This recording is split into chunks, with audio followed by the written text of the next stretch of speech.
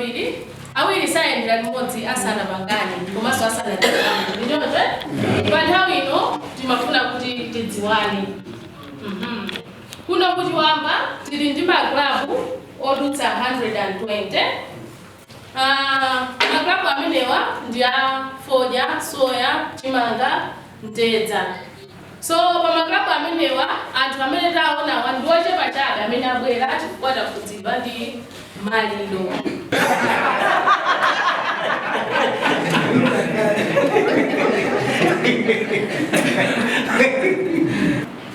As we have been in discussion about our trip in NASFAM for extending experience and also learning some what we are doing here,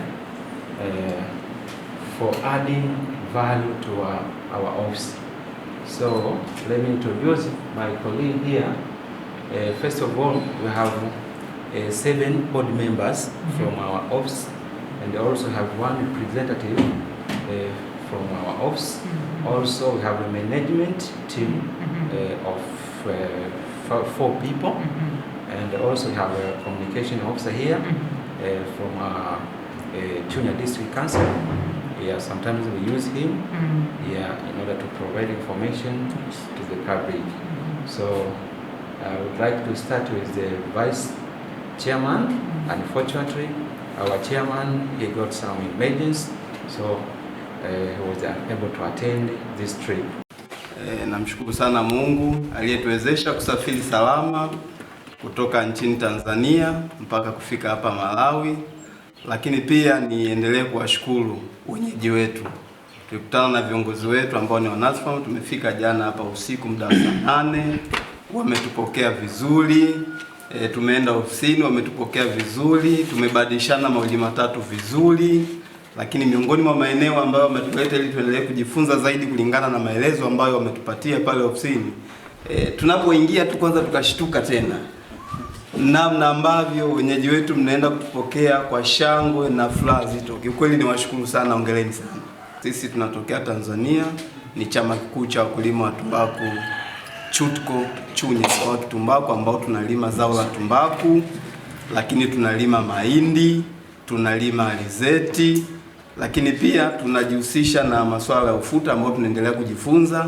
Lakini tumefika huku, nyinyi wenzetu tunaona mnalima mazao yote, mahindi, maharage, karanga, soya, yani kimsingi ni mazao yote mmeweka kwenye mfumo wa biashara. Lakini nimefurahi kwa sababu kwanza nimewakuta mna furaha, mnaimba, mnatushangilia. Hiyo ni dalili tosha kuonyesha kwamba mnaipenda kazi yenu. Kwa hiyo tujipigie makofi. Awali ya yote napenda kumshukuru Mwenyezi Mungu kwa kutufikisha NASFAM tukiwa wazima wenye afya njema. Kwa kuwa NASFAM wametupenda, wametupokea, wa kutushangilia, na sisi tunawapenda. Karibuni sana Tanzania. Mimi binafsi ni mara yangu ya kwanza kufika Malawi, lakini nimefurahi sana kwa jinsi mlivyotupokea. Tumefurahi, tunajisikia tuko nyumbani. Lakini kwa ufupi tu niseme karibuni sana Tanzania. Kwanza tumshukuru sana Mwenyezi Mungu kutufikisha salama huku Malawi. Tumesafiri toka jana na tumefika Malawi saa 8 usiku. Ni nchi ya amani. Tunamshukuru sana Mwenyezi Mungu, lakini tuwashukuru sana viongozi wetu ambao mmetupokea kwa moyo wenu mzuri sana. Kirika Makola